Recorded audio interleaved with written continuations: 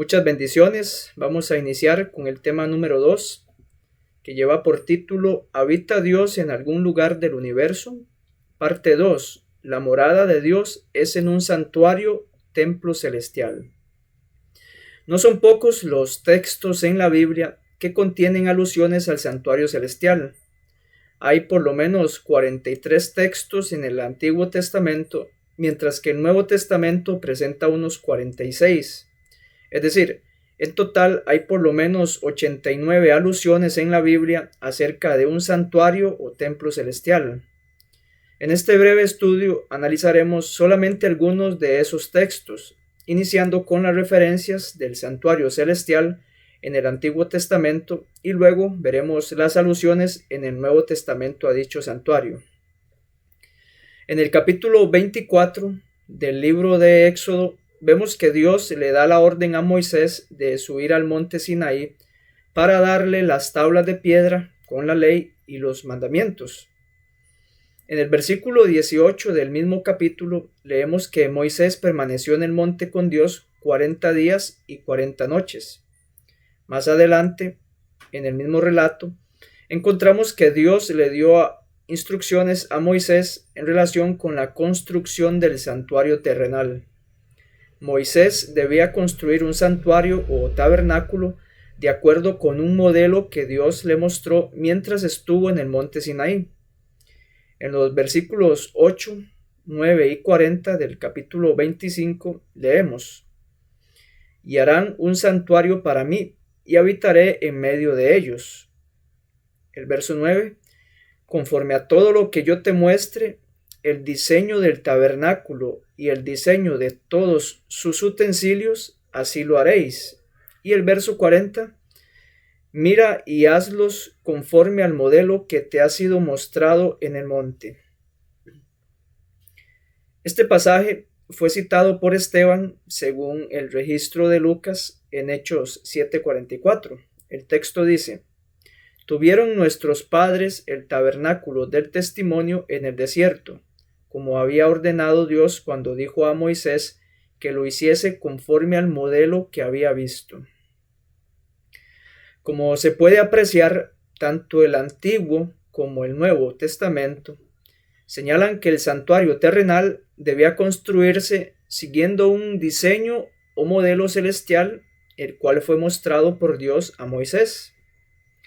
Los términos diseño y modelo en el pasaje de Éxodo corresponden al sustantivo hebreo tamnit, mientras que el término modelo en el libro de Hechos es la palabra griega typos.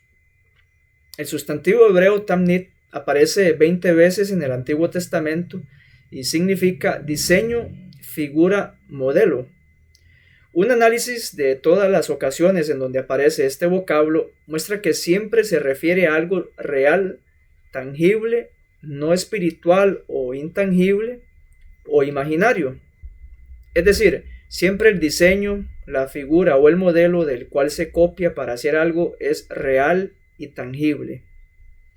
En lo que respecta al término griego tipos, este aparece 16 veces en el Nuevo Testamento y significa ejemplo, modelo, impresión, reproducción, expresión, representación anticipada.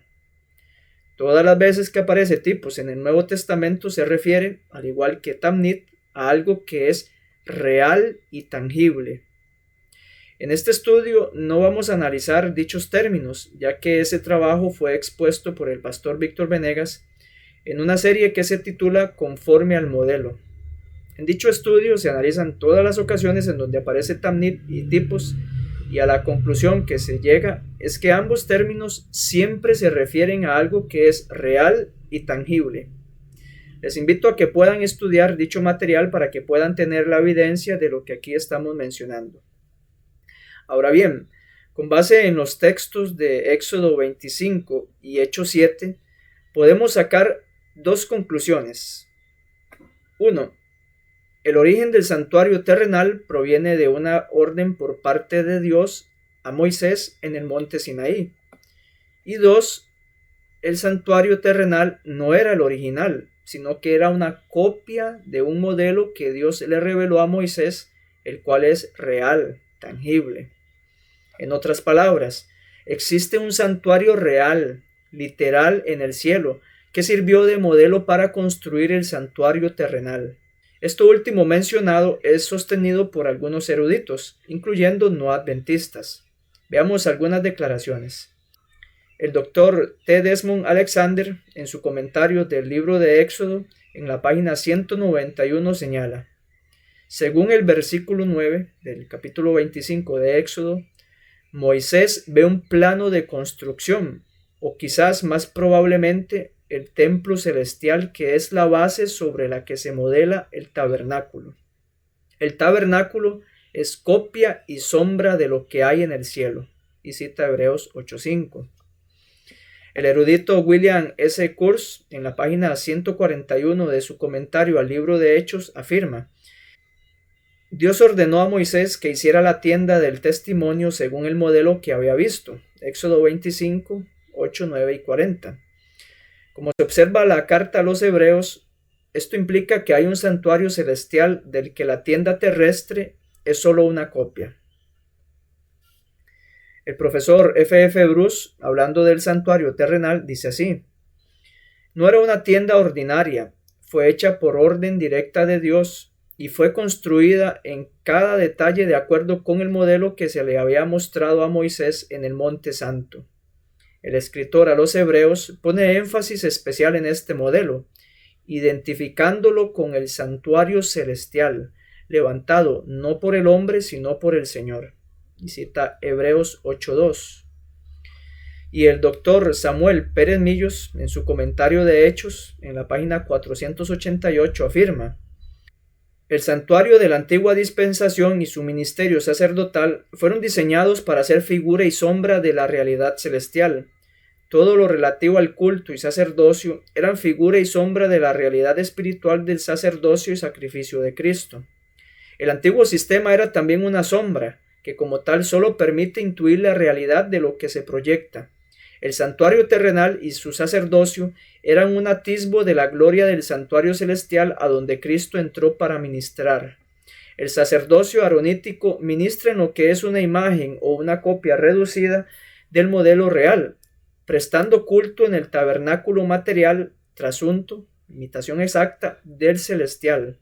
De esta sombra que era el culto mosaico del verdadero culto celestial del que Jesús es ministro y sumo sacerdote, debe entenderse bien el texto del Éxodo. No es que Dios mostrara el diseño de cada mueble y cada utensilio del culto, que sin duda también hizo, sino que llamó a Moisés al monte para enseñarle la realidad futura del santuario celestial y recibió la advertencia divina de dar expresión material a lo que había visto en el cielo.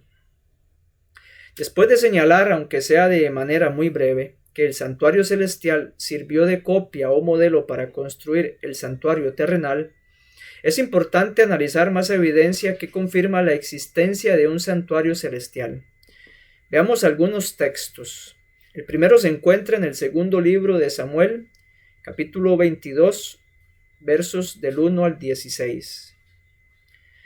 Habló David a Jehová las palabras de este cántico, el día que Jehová le había librado de la mano de todos sus enemigos y de la mano de Saúl. Dijo: Jehová es mi roca y mi fortaleza, y mi libertador. Dios mío, fortaleza mía, en él confiaré, mi escudo y el fuerte de mi salvación, mi alto refugio, Salvador mío, de violencia me libraste. Invocaré a Jehová, quien es digno de ser alabado, y seré salvo de mis enemigos. Me rodearon ondas de muerte, y torrentes de perversidad me atemorizaron. Ligaduras del Seol me rodearon, tendieron sobre mí lazos de muerte. En mi angustia invoqué a Jehová, y clamé a mi Dios. Él oyó mi voz desde su templo, y mi clamor llegó a sus oídos. La tierra fue conmovida, y tembló, y se conmovieron los cimientos de los cielos. Se estremecieron porque se indignó él. Humo subió de su nariz, y de su boca fuego consumidor. Carbones fueron por él encendidos, e inclinó los cielos y descendió, y había tinieblas debajo de sus pies, y cabalgó sobre un querubín y voló. voló sobre las alas del viento, puso tinieblas por su escondedero alrededor de sí, oscuridad de aguas y densas nubes. Por el resplandor de su presencia se encendieron carbones ardientes, y tronó desde los cielos Jehová, y el Altísimo dio su voz, envió sus saetas y los dispersó, y lanzó relámpagos, y los destruyó. Entonces aparecieron los torrentes de las aguas, y quedaron al descubierto los cimientos del mundo, a la reprensión de Jehová por el soplo del aliento de su nariz. La palabra templo, que aparece en el verso 7, es una traducción del vocablo hebreo ejal, el cual viene del sumerio egal, que significa casa grande, palacio, templo. En la Biblia hebrea, el sustantivo ejal significa palacio, mansión, templo, santuario. Algunos ejemplos en donde ejal tiene el significado de santuario o templo son los siguientes. Primer libro de Samuel 1:9. Pero después que hubieron comido en la habitación, se levantó Ana y se puso ante Yahvé. El sacerdote Elí estaba sentado en su silla contra la jamba o poste de la puerta del santuario de Yahvé. En este texto, ejal se traduce como santuario. Ageo 2:15. Y ahora aplicad bien vuestro corazón desde este día en adelante, antes de poner piedra sobre piedra en el templo, en el ejal de Yahvé. Y un último texto, Zacarías 6:14. Será la corona para Heldai, Tobías y Jedaías, y para el hijo de Sofonías, un memorial de gracia en el templo, en el ejal de Yahvé. Bien, sobre la base anterior de la definición de ejal, podemos concluir que ésta tiene la connotación de templo o santuario. Pero, además de lo mencionado, hay otros aspectos presentes en el pasaje que refuerzan la idea que ejal, templo, en el segundo libro de Samuel, capítulo 22, verso 7, es una alusión al santuario, templo. En el mismo contexto, en el versículo 13 del capítulo 22 leemos: un resplandor iba delante de él, de Jehová, brasas ardientes lo alumbraban. La expresión brasas ardientes aparece solamente en 4 ocasiones en la Biblia hebrea y siempre se refiere a actividades de juicio desde el santuario templo. Veamos dichas referencias. Una de las ocasiones es en el Salmo 18. Este salmo no lo analizaremos ya que es casi idéntico al pasaje del segundo libro de Samuel capítulo 22. En Levítico 16:12 se utiliza brasas ardientes en relación con el día de la expiación en el santuario terrenal. El texto dice: tomará un incensario y lo llenará con brasas ardientes del altar que está delante del Señor. Luego tomará 2 puñados de incienso aromático en polvo y llevará el incensario y el incienso detrás de la cortina interior. Las otras 2 ocasiones se encuentran en Ezequiel capítulo 1, verso 13 y capítulo 10, verso 2. En ambos pasajes, la frase en estudio aparece en un contexto de juicio desde el templo o santuario. Leamos los pasajes. Ezequiel 1:13. El aspecto de estos seres vivientes era como el de brasas ardientes o teas encendidas, que se movían entre ellos. El fuego era refulgente y despedía relámpagos. Y Ezequiel 10:2 dice así: y dijo al hombre vestido de lino: métete entre las ruedas, debajo de los querubines, toma a manos llenas brasas ardientes de entre los querubines y espárcelas por la ciudad. Y él entró ante mis ojos. Vemos que la frase que se traduce como brasas ardientes en el segundo libro de Samuel, capítulo 22, verso 13, siempre que aparece en la Biblia hebrea es en un contexto del santuario, reforzando así la idea de que ejal, en el pasaje que estamos analizando, tiene una connotación de santuario o templo. Y un último aspecto que está presente en el capítulo 22 del segundo libro de Samuel, que sugiere que ejal o templo se refiere al santuario, es la figura del querubín que está en el versículo 11.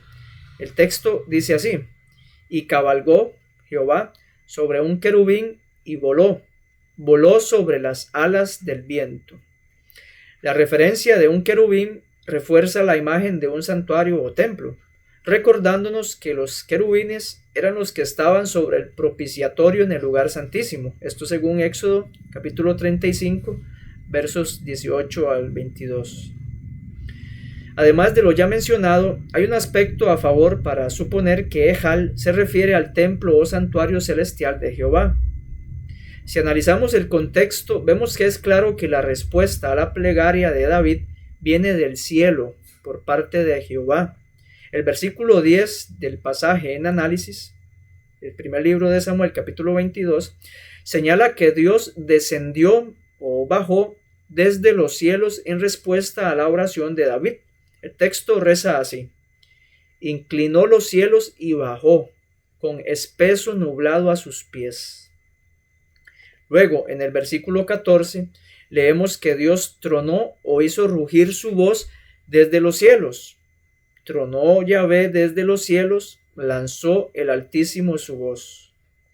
Estos dos aspectos sugieren que la frase desde los cielos, que se repite en los dos versículos anteriores, en el 10 y 14, se refieren al templo celestial mencionado en el verso 7.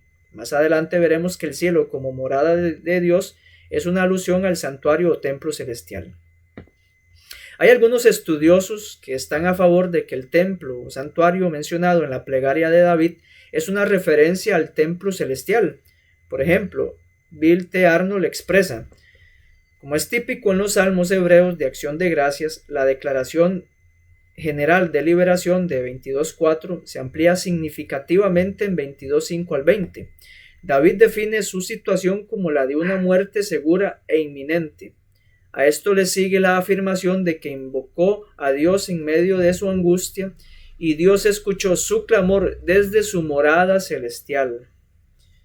Y el erudito Robert Alter en la misma línea comenta: el descenso de Dios desde su palacio celestial para combatir en favor de su fiel siervo se representa como una conmoción sísmica de toda la tierra. A manera de síntesis, en relación con el segundo libro de Samuel, capítulo 22, 7, podemos mencionar que, número 1, Dios contestó la plegaria de David desde su templo o santuario. Y 2, dicho santuario en donde Dios se manifestó está en el cielo. El segundo pasaje que hace referencia a un santuario celestial es el Salmo 11.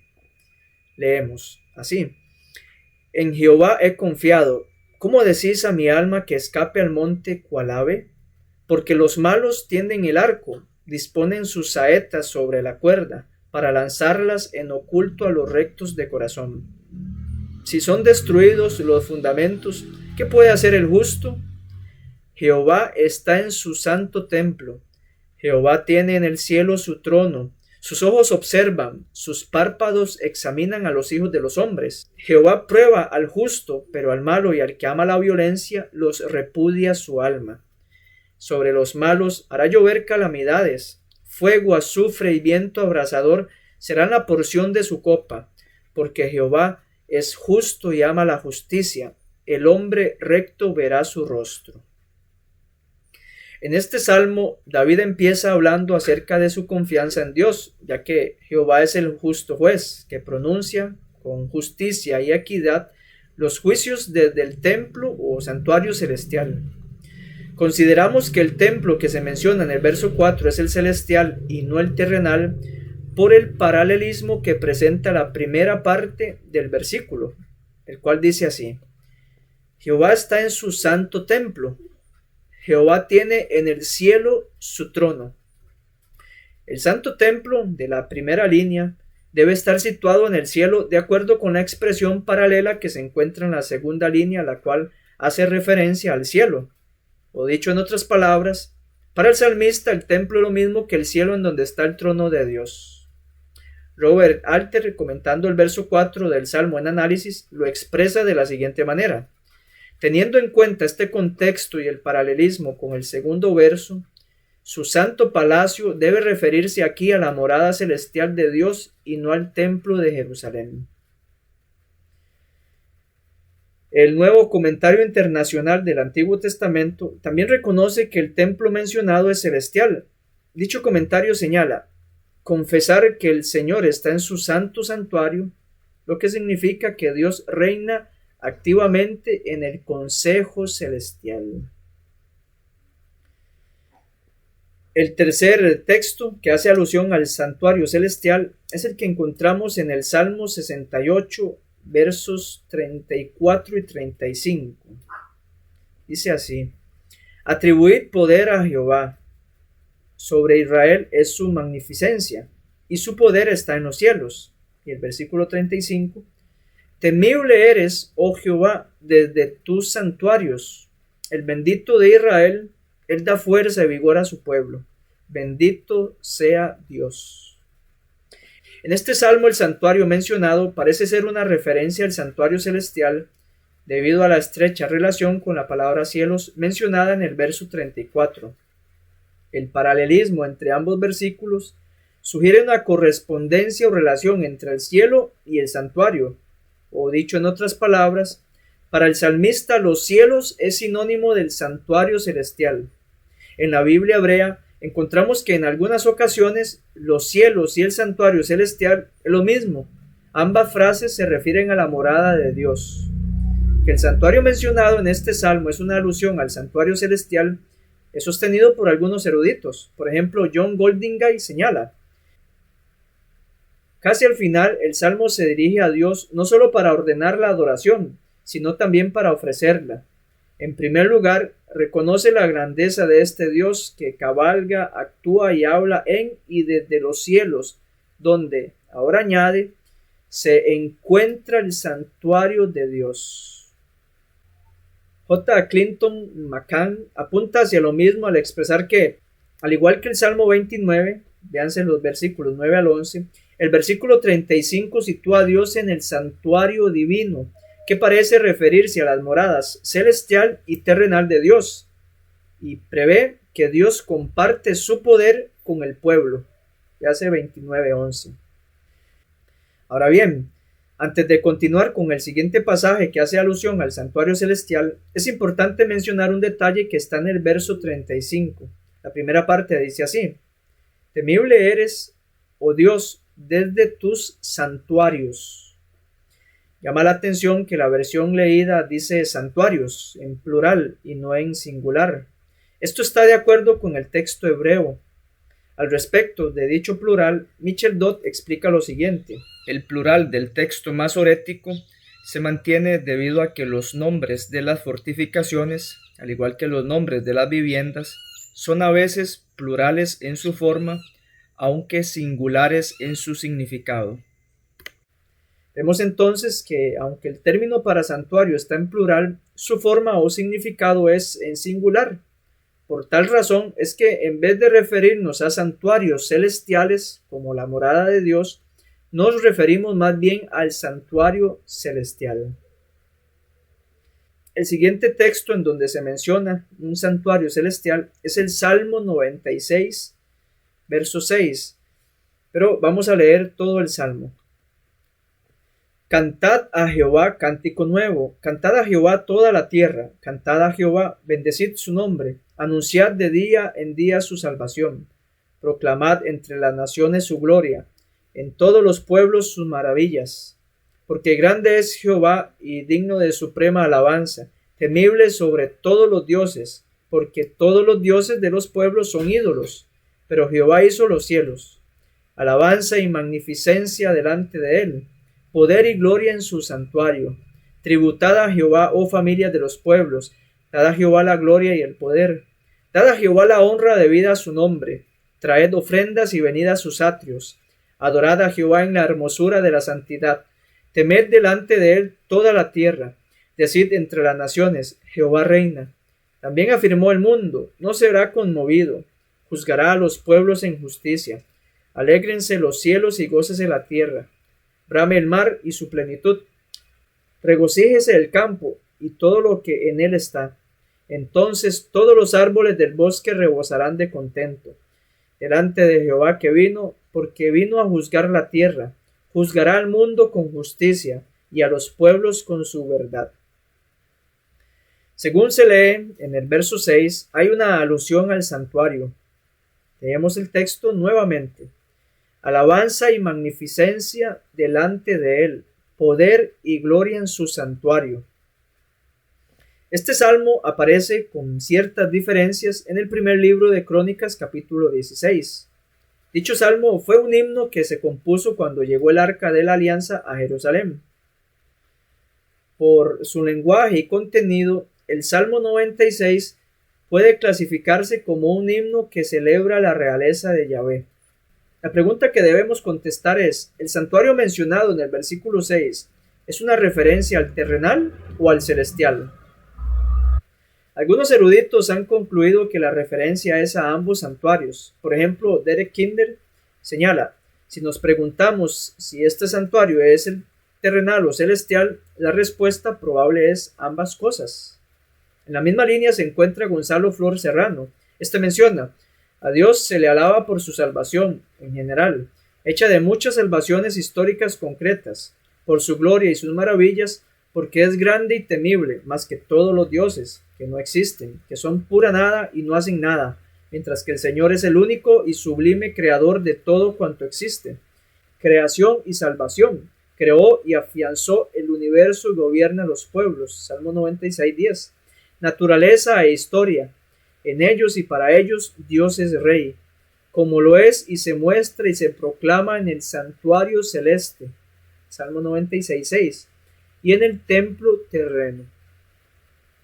Por otro lado, hay algunos eruditos que piensan que el santuario mencionado es una referencia únicamente al santuario celestial.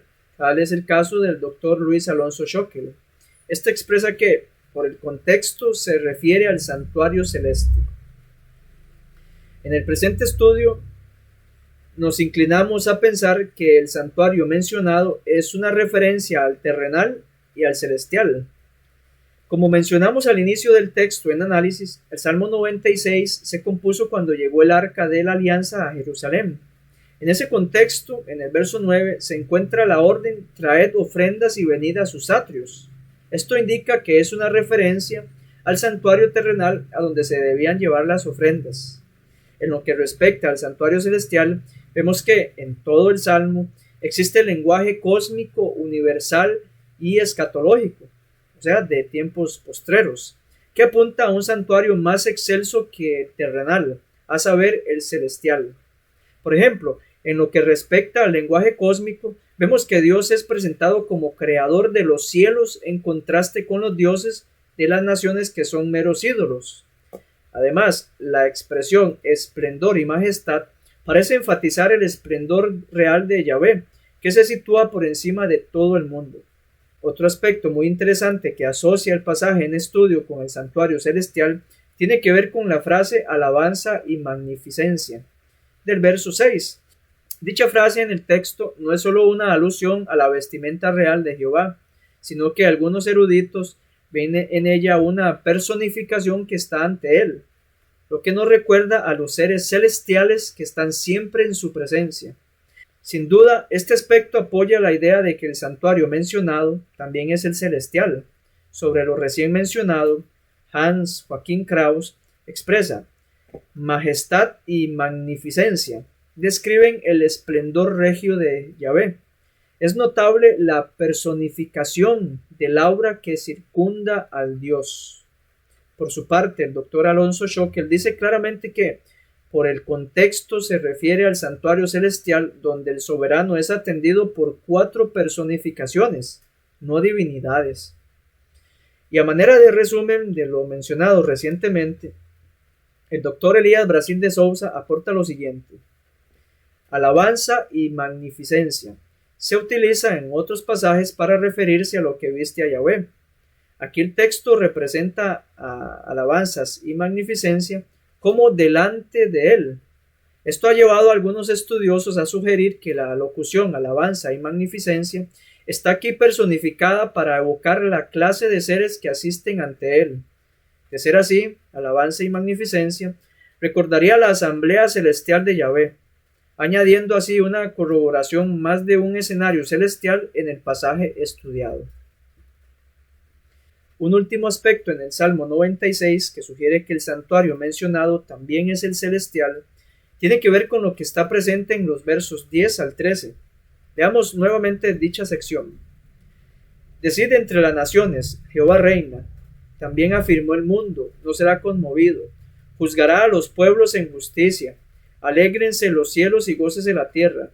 Brame el mar y su plenitud. Regocíjese el campo y todo lo que en él está. Entonces todos los árboles del bosque rebosarán de contento delante de Jehová que vino, porque vino a juzgar la tierra. Juzgará al mundo con justicia y a los pueblos con su verdad. El versículo 13 debe entenderse, según el contexto, en un sentido escatológico. Así lo presenta el comentario bíblico Beacon, al señalar que el Salmo concluye con la nota apocalíptica de que Jehová vino a juzgar la tierra con justicia y a los pueblos con su verdad. El comentario Biblia comentada, texto de la Nácar Colunga, es aún más claro en aplicar el verso 13 a un contexto escatológico. Leemos así: toda la creación debe entonar un himno de alabanza, que sea como el eco del himno de los seres humanos que se asocian al culto de Yahweh en Jerusalén, en un preludio de la inauguración de los tiempos mesiánicos, ante la presencia de Yahweh que viene a juzgar la tierra. El horizonte es netamente escatológico. Se acerca el gobierno de Yahweh sobre toda la sociedad humana. Con él viene el reinado de la justicia y de la equidad. Es el cumplimiento de los antiguos vaticinios mesiánicos. En armonía a dicho sentido escatológico, la Biblia de Jerusalén traduce el texto de la siguiente manera: ante la faz de Yahweh, pues viene, sí, a juzgar la tierra. Él juzgará al orbe con justicia, a los pueblos con su lealtad. Es claro, por lo visto, que Jehová viene a juzgar la tierra. Esto es un claro indicador de que el punto de partida de Yahweh debe ser algún lugar distinto de su santuario terrenal, el cual dejó de funcionar con la muerte del Mesías. Es decir, dicho santuario es el celestial de donde sale Jehová a juzgar la tierra. Otro texto que menciona el santuario celestial es Miqueas capítulo 1, versos 1 al 7. Palabra de Jehová que vino a Miqueas de Moreset, en días de Jotam, Acaz y Ezequías, reyes de Judá, lo que vio sobre Samaria y Jerusalén. Oíd, pueblos todos, estad atenta tierra y cuanto hay en ti, y Jehová el Señor desde su santo templo, sea testigo contra vosotros, porque he aquí, Jehová sale de su lugar y descenderá y hollará las alturas de la tierra, y se derretirán los montes debajo de él, y los valles se hendirán como la cera delante del fuego, como las aguas que corren por un precipicio. Todo esto por la rebelión de Jacob y por los pecados de la casa de Israel. ¿Cuál es la rebelión de Jacob? ¿No es Samaria? ¿Y cuáles son los lugares altos de Judá? ¿No es Jerusalén? Haré pues de Samaria montones de ruinas y tierra para plantar viñas, y derramaré sus piedras por el valle y descubriré sus cimientos, y todas sus estatuas serán despedazadas, y todos sus dones serán quemados en fuego, y asolaré todos sus ídolos, porque de dones de rameras los juntó, y a dones de rameras volverán. En este pasaje encontramos una profecía que emite el profeta Miqueas en contra de Samaria y Jerusalén. Vemos que Jehová convoca a todas las naciones para presenciar el castigo en contra de su pueblo que ha estado en rebelión. Según el verso 2, dicha convocatoria se pronuncia desde su santo templo. Este templo claramente se identifica con el templo celestial, debido a que en el verso 3 vemos que Dios descenderá de su lugar, es decir, desde su templo que está en el cielo. Esta clara referencia a un santuario celestial es vista por un gran número de estudiosos. Por ejemplo, Leslie C. Allen, comentando el pasaje en Análisis, expresa: Miqueas conoce a Yahvé como uno que sale de su santuario a la maraña de los acontecimientos. Su Dios no es un propietario ausente, sino que actúa en la historia, implicado en el gobierno moral de su mundo. Sin embargo, hay un cuidadoso equilibrio entre la inmanencia y la trascendencia del Dios de Israel. Sale de su templo sagrado. Es significativo que templo y palacio sean una sola palabra en hebreo. Deidad y realeza están entrelazadas. Yahvé está en su templo santo. Yahvé, cuyo trono está en el cielo, sus ojos pueden ver a los hombres. Salmo 11:5. En la mente del profeta, como en la del salmista, esta es la residencia celestial de Dios, de la que su templo terrenal es una contrapartida. Es un modo de expresión que niega cualquier sugerencia de que Yahvé esté limitado a su santuario terrestre. Al igual que en el Salmo, parece proporcionar una calificación para el juicio. Dios está al tanto de todo lo que ocurre en el mundo de abajo. Además, habla de la grandeza de Dios en lo alto. Yahvé está en su santo templo, que toda la tierra guarde silencio ante él. Elizabeth Ashtemeyer, en la misma línea, hace el siguiente comentario.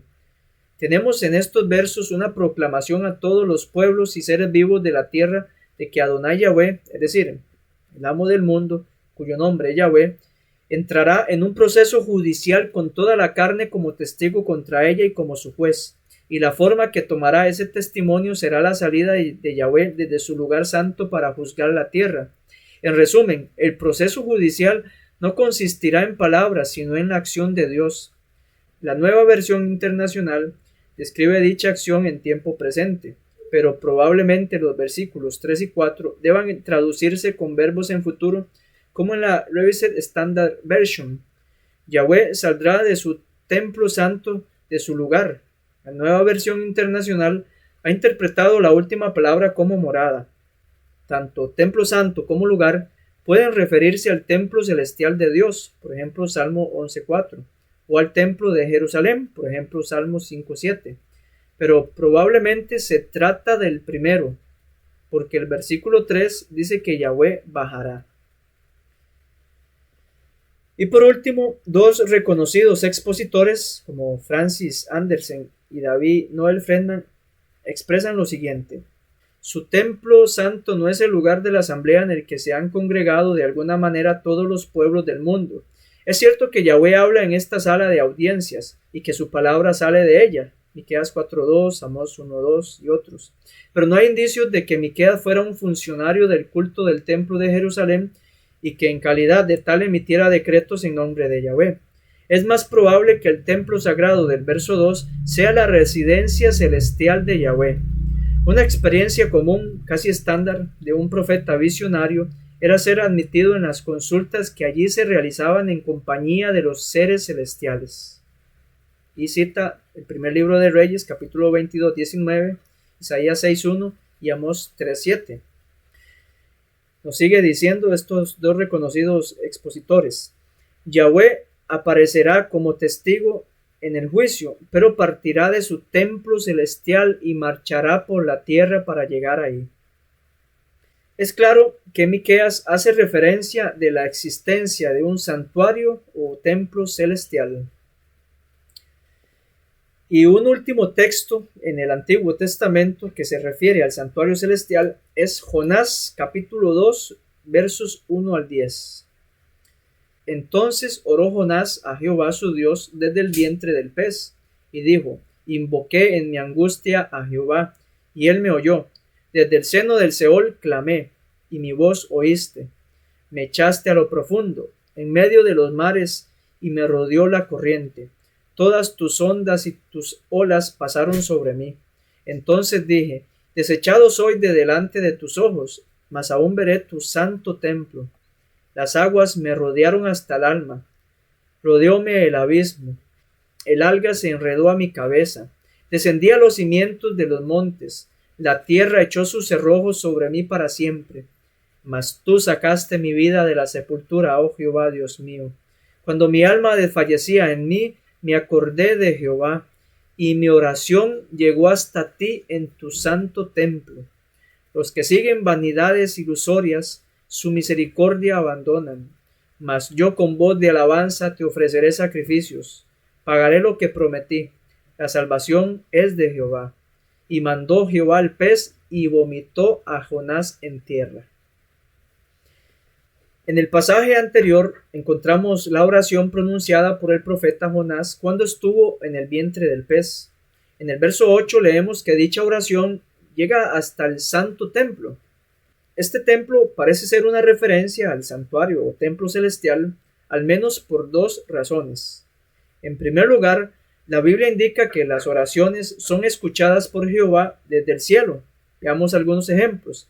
Primer libro de Reyes, capítulo 8, verso 30. Oye pues la oración de tu siervo y de tu pueblo Israel.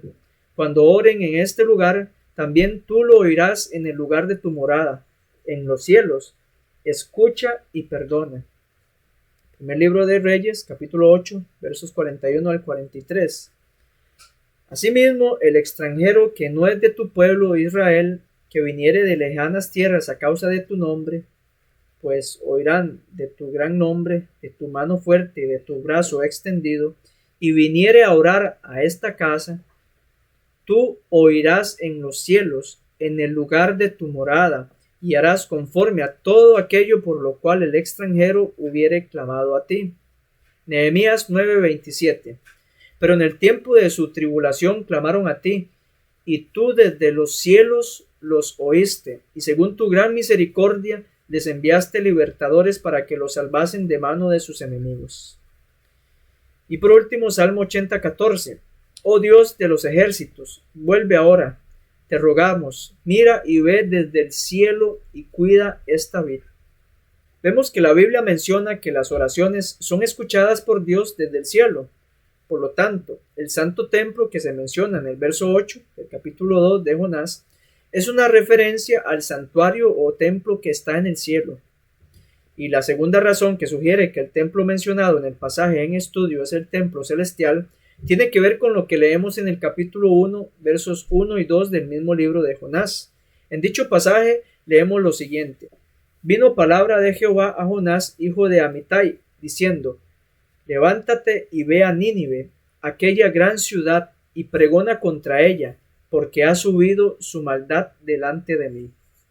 Según los versos anteriores, Dios le expresa al profeta Jonás que la maldad de Nínive era tanta que ésta subió hasta donde él está. Es claro que el verbo subir apunta a la morada celestial de Dios, o lo que es lo mismo, la maldad de Nínive subió hasta el cielo en donde Dios habita. Es lógico pensar, como menciona el Dr. Richard Davidson, que la oración del profeta Jonás mencionada en el capítulo 2 llegara a Dios al mismo lugar que llegó la maldad de Nínive, es decir, a su templo celestial. Tanto la maldad de Nínive como la oración de Jonás llegó hasta la morada o templo celestial en donde Dios habita. Para finalizar con el pasaje de Jonás, quisiera compartir 4 declaraciones de eruditos no adventistas que están a favor de que el templo mencionado en el pasaje en análisis es una clara referencia al templo o santuario celestial. La primera declaración es de David Burt. En su comentario al libro de Jonás expresa: aunque Jonás sabe que el mejor lugar para ofrecer oraciones es el templo de Jerusalén, lugar por antonomasia del encuentro de Dios con su pueblo, él entiende con todos los santos del Antiguo Testamento que Dios es omnipresente y que escucha las oraciones de su pueblo desde cualquier lugar. Probablemente, pues, debemos entender que la referencia es al santuario celestial, no al templo de Jerusalén. Leslie C. Allen nos dice algo parecido al señalar que de la tumba virtual Jonás fue sacado por su Dios, una frase que expresa un nuevo sentido de confianza. Como profeta, tiene una relación especial con Dios que había despreciado. Ahora el pródigo regresa, atraído más que nunca por las cuerdas del amor redentor. Al igual que la extrema gravedad física obligó al hijo pródigo a tomar la decisión de volver a casa en penitencia, Jonás, en sus últimos momentos, pensó en el único que podía ayudarle como creador y controlador del mar. En efecto, su situación se debió a que olvidó deliberadamente a Yahvé y a sus pretensiones sobre él. Su recuerdo adopta la forma activa de la oración. Vuelve al tema inicial de la canción, la bendición de la oración respondida. Su petición fue aceptada, penetró hasta Yahvé, tan por encima de las profundidades de la experiencia del inframundo de Jonás en su santuario celestial. Jack M. Sasson tiene para decirnos lo siguiente: cuando se encuentra en la tierra, el santuario de Dios puede ser Jerusalén, Salmo 79:1, pero también puede encontrarse en el cielo, Salmo 2:4, Miqueas 1:2 y probablemente también Habacuc 2:20. Por lo tanto, el poeta puede no estar pensando necesariamente en el templo de Jerusalén cuando Jonás se lamenta de su destino. Y por último, James Bruckner señala, en el estribillo, capítulo 2, versos 7 al 9, la oración de Jonás se elevó a Yahvé en el templo. Templo puede significar la morada celestial de Dios, como en el Salmo 11.4. Conclusión. Hemos visto brevemente cómo el Antiguo Testamento nos habla de un santuario celestial real, en donde Dios habita. En la próxima sección daremos un breve recorrido por algunos textos del Nuevo Testamento que hacen alusión a un santuario o templo celestial real.